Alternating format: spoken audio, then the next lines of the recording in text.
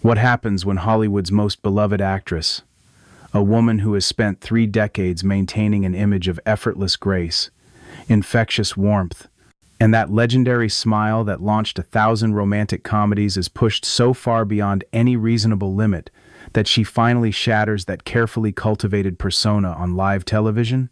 What happens when Julia Roberts, the woman who defined what it means to be America's sweetheart, walks onto The View, expecting a friendly promotional interview, and instead finds herself subjected to the most vicious, personal, relentless character assassination in daytime television history? This isn't just another celebrity walkout. This isn't another uncomfortable moment that gets smoothed over with apologies and commercial breaks. This is the story of how Joy Behar systematically, deliberately, almost sadistically tore apart one of the most iconic figures in entertainment history, attacking everything from her career choices to her personal relationships to her very authenticity as a human being, until Julia Roberts, patient, gracious, eternally diplomatic, Julia Roberts reached her absolute breaking point and did something she had never done in 30 years of fame. She refused to smile through it anymore. By the time Julia walked off that stage, dignity intact but composure shattered, the entire world would witness what happens when kindness is mistaken for weakness, when grace is exploited as vulnerability, and when someone finally decides that protecting their humanity matters more than maintaining their image. The morning of September 14th began with the kind of electric anticipation that only comes when genuine Hollywood royalty graces a television studio. Julia Roberts was coming to The View, and the entire production team buzzed with excitement. Crew members whispered about catching glimpses of her. Audience members had been lined up since dawn hoping for good seats, and the energy in the building felt almost celebratory. This was Julia Roberts, Pretty Woman herself, the actress whose smile was literally insured for millions, the woman who had charmed generations of moviegoers with her warmth and authenticity. Julia arrived at ABC Studios that morning looking absolutely radiant. She wore a flowing emerald dress that complemented her famous red hair perfectly, styled in loose waves that caught the light as she moved. Her signature smile lit up every corner she passed through as she made her way to the green room, stopping to chat warmly with everyone she encountered: the security guard at the entrance, the production assistant who offered her coffee, the makeup artist who complimented her dress. This was Julia being Julia, genuine, warm, seemingly incapable of treating anyone with anything less than kindness and respect. What Julia didn't know, what she couldn't have possibly anticipated, was that Joy Behar had spent the previous evening preparing for this interview with an agenda that had nothing to do with promoting Julia's new film and everything to do with tearing down the carefully constructed image of America's sweetheart. Joy had been scrolling through old interviews, reading think pieces about Julia's career, mentally constructing a narrative about fakeness and privilege and manufactured perfection. In Joy's mind, she was planning to do real journalism, to ask the hard questions that no one else dared to ask. But what she had actually prepared was an ambush, a calculated attack designed to strip away the facade and expose what Joy had convinced herself was the real person underneath, as if cruelty could somehow reveal truth, as if verbal assault masquerading as honesty was the same thing as authentic conversation.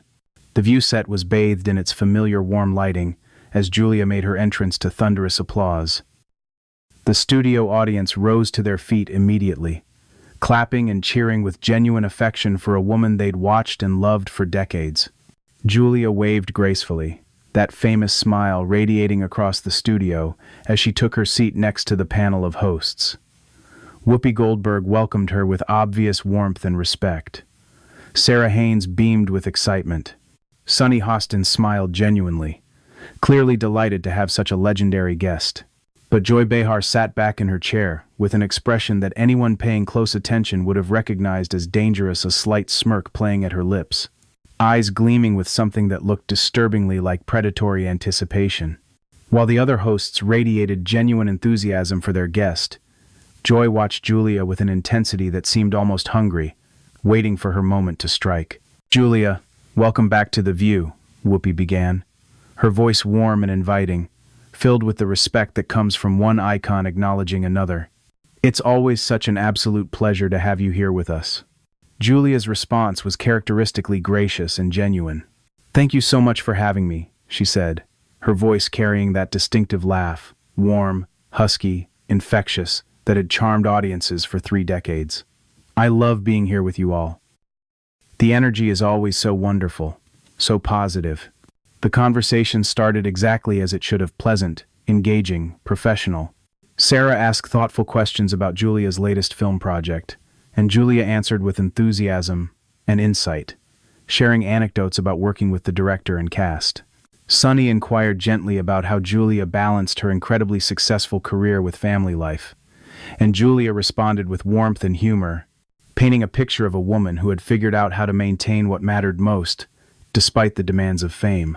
The audience laughed at her stories, nodded appreciatively at her wisdom, and seemed genuinely enchanted by her presence. But Joy remained eerily quiet, watching Julia with that same intense, unsettling focus.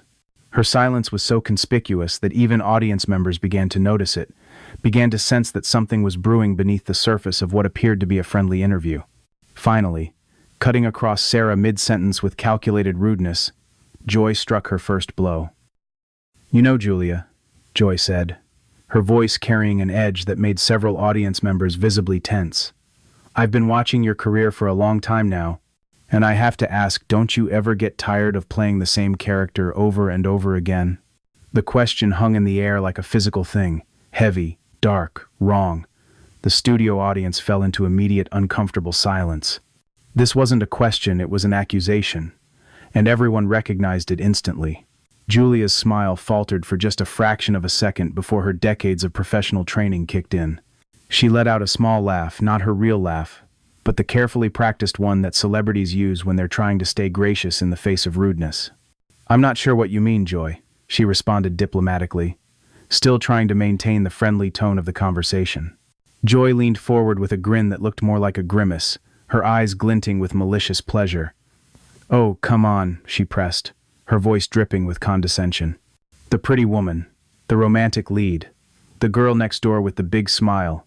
It's the same thing. Different movie, different decade. Don't you think audiences deserve more from someone with your supposed talent?" The phrase "supposed talent" landed like a slap.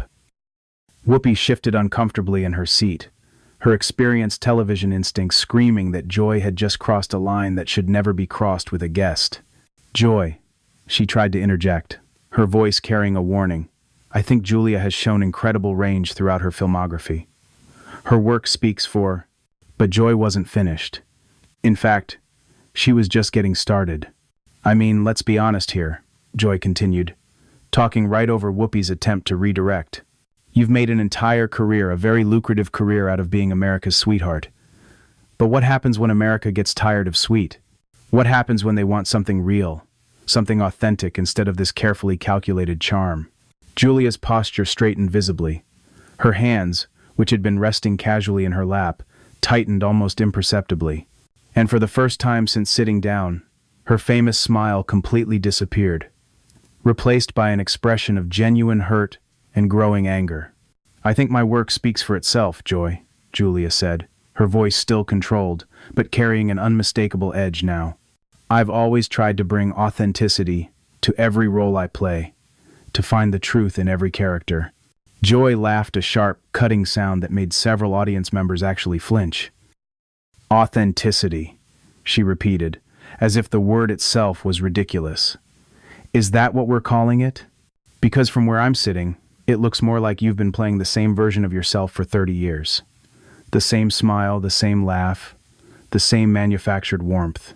When do we get to see something real?" The other hosts exchanged deeply worried glances as the atmosphere in the studio transformed from pleasant to toxic in the span of seconds.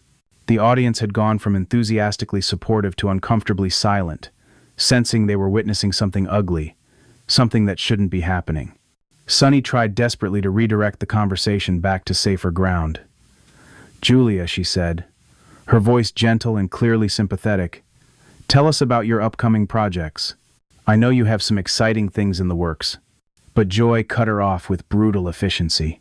"Actually," she said, her voice taking on an even more aggressive edge, "let's talk about something else entirely. Let's talk about privilege.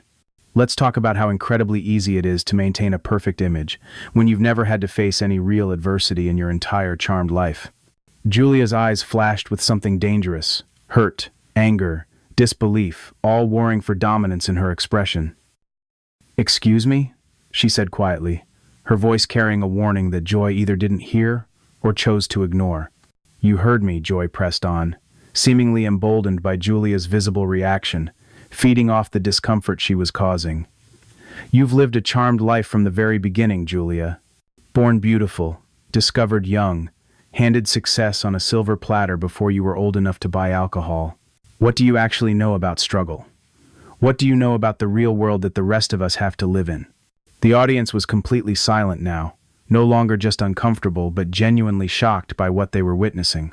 This had gone far beyond tough questioning or provocative interviewing. This was a personal attack, and everyone in that studio could feel it. Julia took a deep breath, visibly trying to maintain her composure, to not give Joy the satisfaction of seeing her completely lose control. "Joy," she said, her voice steady but trembling slightly at the edges, "I think you're making some very unfair assumptions about my life and my journey. You don't know anything about the challenges I've faced, the struggles I've endured. Don't I?" Joy shot back immediately, her voice rising now. "Because from where I'm sitting, your biggest challenge has been choosing which mansion to live in, which luxury vacation to take, which designer dress to wear to which awards show. That's not struggle, Julia. That's not adversity. That's privilege so extreme that most people can't even comprehend it." Whoopi finally stepped in with real force, her voice carrying the authority of someone who had been in the business longer than anyone else at that table. "Okay, Joy," she said firmly. "I think we need to." "No, Whoopi," Joy interrupted, and there was something almost manic in her tone now, as if she had been waiting years to unload this, and nothing was going to stop her. "I think it's time someone asked the hard questions. I think it's time someone called out this whole perfect princess act for exactly what it really is, a carefully constructed lie, designed to sell movie tickets and magazine covers." Julia's face had gone pale, all the natural warmth drained from her features, replaced by something that looked disturbingly like shock. "I've never pretended to be perfect, Joy," she said, her voice shaking now despite her best efforts to control it. "I've been open about my mistakes, about my growth, about my struggles as a person and as an artist." "Have you, though?" Joy challenged, leaning forward aggressively. "Or have you just fed the public the sanitized, publicist-approved version of your life? When was the last time you showed us the real Julia Roberts? Not the manufactured product, not the carefully curated image, but the actual human being underneath all that calculated charm?" The tension in the room had become almost unbearable. Camera operators were adjusting their positions instinctively, recognizing that they might be capturing something historic, something that would be replayed and analyzed for years to come. The other hosts sat frozen, visibly struggling with whether to intervene more forcefully or let this play out to its inevitable conclusion. "I think there's been a fundamental misunderstanding here," Julia said, and her voice was beginning to show serious strain now, cracks forming in that legendary composure. "I came here today to talk about my work, to connect with your audience, to have a pleasant conversation, not to be personally attacked and torn apart on national television." Joy leaned back in her chair with visible satisfaction, clearly enjoying the discomfort and pain she was inflicting. "Oh, is that what this is?" she said with mock surprise. "An attack? I thought this was just honest conversation. Isn't that what talk shows are supposed to be about? Honesty? Truth?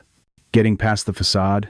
"There's a difference between honesty and cruelty, Joy," Julia replied, her composure finally beginning to crack in visible ways. Her hands were trembling slightly. Her voice had gone hoarse. "There's a difference between asking tough questions and deliberately trying to hurt someone for your own entertainment." Joy's eyes lit up with something that looked disturbingly like triumph. "Hurt someone?" she said, her voice dripping with theatrical disbelief. "Sweetie, if a few honest observations hurt your feelings, maybe you're not as strong as you pretend to be. Maybe that perfect image isn't as solid as everyone thinks." The words landed like a physical blow. Julia's face flushed deep red, and for a moment the entire studio seemed to hold its breath collectively, waiting to see how America's sweetheart would respond to such a direct, cruel insult. Strong, Julia repeated slowly, her voice dropping to a dangerously quiet level that somehow carried more power than any shout could have. You want to talk about strength, Joy? Let me tell you something about real strength. Strength is sitting here and listening to you tear me down for absolutely no reason other than your own personal satisfaction. Strength is not responding to your cruelty with cruelty of my own. Strength is maintaining dignity when someone is doing everything in their power to strip it away. Joy's eyes lit up with malicious delight, as if Julia's emotion was exactly what she'd been fishing for all along. Oh, now we're getting somewhere, she said with obvious pleasure. There's that fire I knew was hiding under all that sweetness and light. Tell me, Julia, how does it feel to finally drop the act? How does it feel to show something real for once? This isn't an act, Julia said, her voice rising now despite her efforts to stay controlled. This is me trying to maintain some semblance of dignity in the face of your completely unprovoked hostility. This is me trying to be professional when you're being deliberately cruel. Unprovoked? Joy scoffed, actually laughing. Everything I've said here tonight has been completely fair game, Julia. You're a public figure, you put yourself out there. You open yourself up to criticism and scrutiny. That's the price of fame, sweetheart. That's what you signed up for. Sarah Haynes looked like she wanted to disappear through the floor. Maybe we should take a quick break, she suggested weakly, desperately trying to give everyone a chance to reset. No breaks, Joy declared, waving her hand dismissively as if she was the only host who mattered, the only person whose opinion counted. We're just getting started here. We've barely scratched the surface. She turned back to Julia with renewed aggression. Let's talk about your marriages, shall we? 3 marriages, wasn't it? Or have I lost count? That's not exactly the fairy tale image you like to project in all those romantic comedies, is it? The audience gasped audibly, a collective intake of breath that sounded like wind rushing through the studio. Even Whoopi's face showed pure shock at how far Joy had just gone, how completely she had abandoned any pretense of professional boundaries. Joy, Whoopi said, her voice carrying genuine anger now, that's completely inappropriate. That has nothing to do with... Is it? Joy challenged, turning briefly to Whoopi before swinging back to Julia. She talks about love and relationships in every single interview. Makes movie after movie about finding your soulmate, about true love conquering all. But her personal track record tells a very different story, doesn't it? The fairy tale keeps ending. The happily ever after keeps falling apart. Maybe there's a reason for that. Julia's hands were visibly trembling now. Whether from rage or anguish or some combination of both, it was impossible to tell. My personal relationships are exactly that personal, she said through gritted teeth. They have absolutely nothing to do with why I'm here today. They have nothing to do with my work or my art. But they have everything to do with who you are, Joy pressed relentlessly, like a prosecutor who had smelled blood and wasn't going to stop until she had gone in for the kill. They show the gap between the image and the reality. They prove that maybe, just maybe, you're not the relationship expert you pretend to be in all those romantic comedies. Maybe all that wisdom about love is just another part of the performance. I have never pretended to be an expert on anything, Julia said, her voice shaking with barely controlled emotion. I'm an actress. I play characters. I tell stories. That's my job. That's all I've ever claimed to be. Joy laughed again, that same harsh, cutting sound that was beginning to feel like a weapon being wielded deliberately. Right, she said with heavy sarcasm. You play characters. But here's the problem, Julia. You never stop playing them, do you? Even now, even here, sitting at this table, you're still performing. When do we get to meet the real Julia Roberts? When does the mask come off? You want real? Julia's voice cracked, and tears were beginning to form in her eyes now, glistening under the harsh studio lights. You want to see something real, Joy?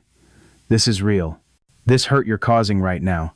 This embarrassment and humiliation you're putting me through in front of millions of people. This is real. This pain is real.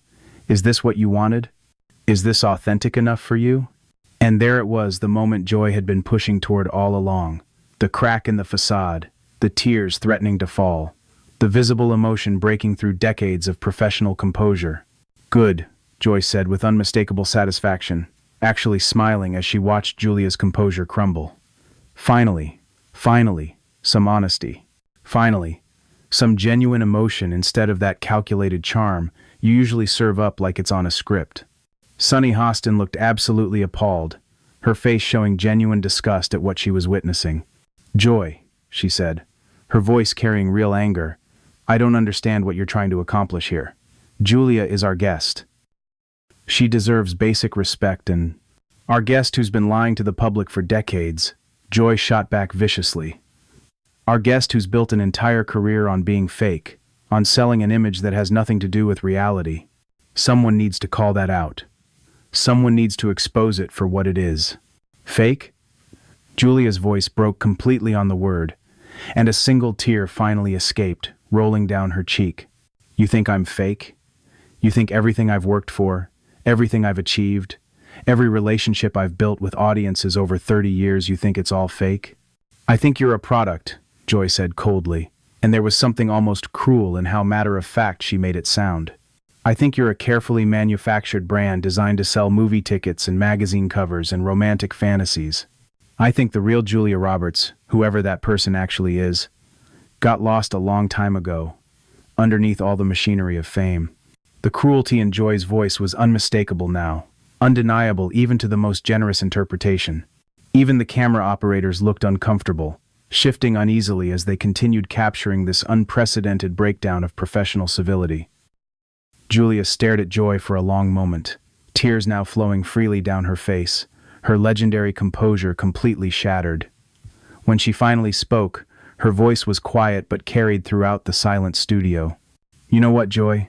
she said softly. "You're right about one thing. There is a real Julia Roberts underneath all of this.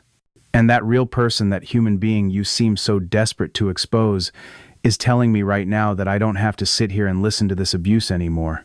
"Abuse?" Joy mocked, actually laughing at the word. "Asking tough questions is abuse now? Being honest is abuse? Holding public figures accountable is abuse?"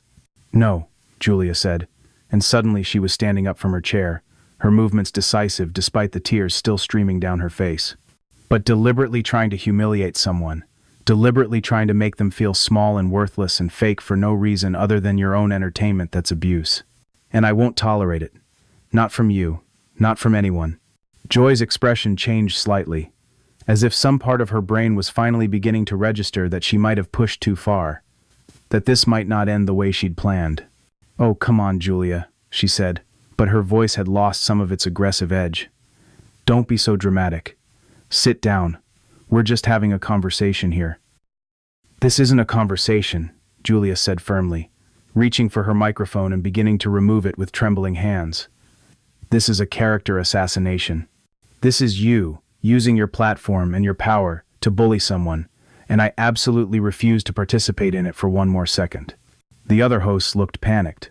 Whoopi stood up as well, clearly trying to salvage the situation before it became completely irreparable.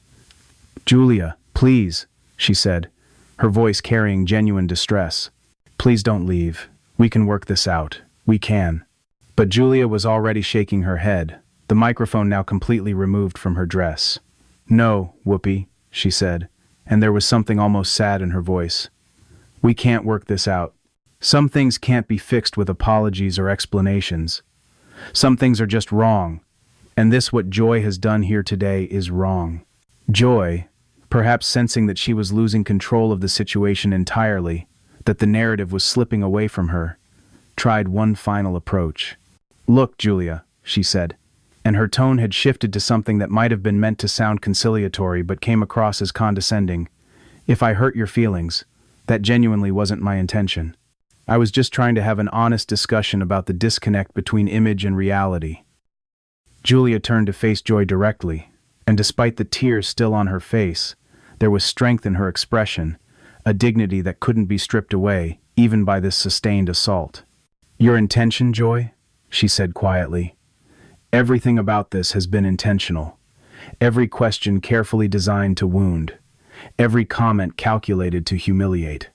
Every moment orchestrated to make me look foolish, or fake, or whatever it is you decided I was before I even walked through that door.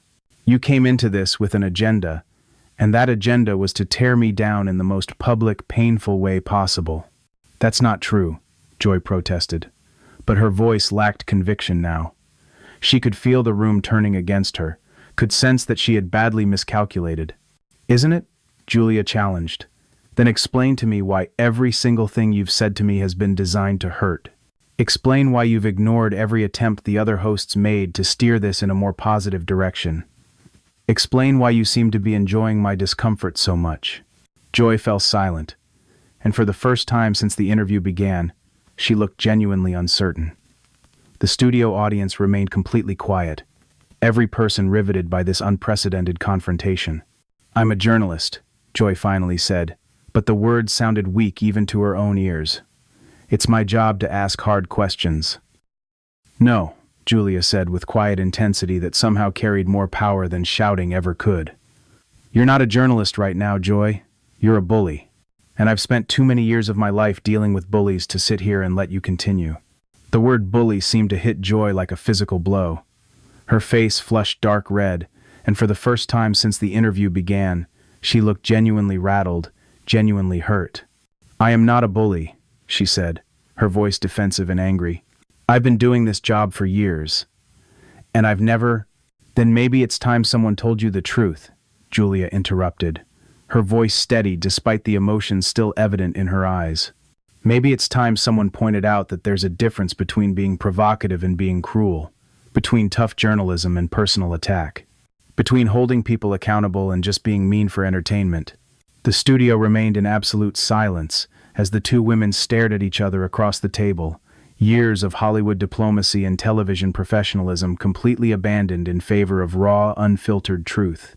Julia took one final look around the studio at the shocked audience, at the uncomfortable crew members, at the other hosts who looked torn between sympathy for her and horror at what had transpired. Then she began walking toward the edge of the set, her dignity somehow intact despite everything that had happened. "For what it's worth, Joy," she said, pausing at the edge of the stage to deliver one final statement, "I hope someday you figure out why you felt the need to do this. I hope you understand what you were really trying to accomplish by tearing another person down so publicly and so viciously. Don't you walk away from me," Joy called after her, and there was something desperate in her voice now. "We're not finished here." Julia turned back one final time, and when she spoke, her voice was calm and certain and absolutely final. "Yes, we are," she said simply. "We're very much finished." And with that, Julia Roberts, America's sweetheart, the woman with the famous smile, the actress who had charmed the world for 3 decades, walked off. The View set with her head held high, leaving behind a stunned studio audience, a panel of shell-shocked hosts, and one very angry Joy Behar who was still standing at the table, breathing heavily, and looking like she couldn't quite process what had just happened. The cameras continued rolling as Joy slowly sank back into her chair, the reality of the situation finally beginning to penetrate. She had pushed one of Hollywood's most beloved stars too far. She had crossed lines that should never be crossed. And she had done it all in front of millions of witnesses. Whoopi cleared her throat and looked directly into the camera, her face showing exhaustion and something that might have been disgust. "We'll be right back after this break," she said, but her voice lacked any of its usual warmth. As the show cut to commercial, the audience remained in their seats, buzzing with shock and disbelief. They had come expecting a typical celebrity interview light, fun, promotional. Instead, they had witnessed one of the most brutal, uncomfortable confrontations in the history of daytime television. And somewhere, walking through the hallways of ABC Studios with tears still on her face but her dignity intact, Julia Roberts had just taught the world a crucial lesson: that even America's sweetheart has limits, that grace is not infinite, and that sometimes the strongest thing you can do is refuse to smile through cruelty anymore. Joy Behar had wanted to see the real Julia Roberts, and she got exactly what she asked for, just not in the way she expected.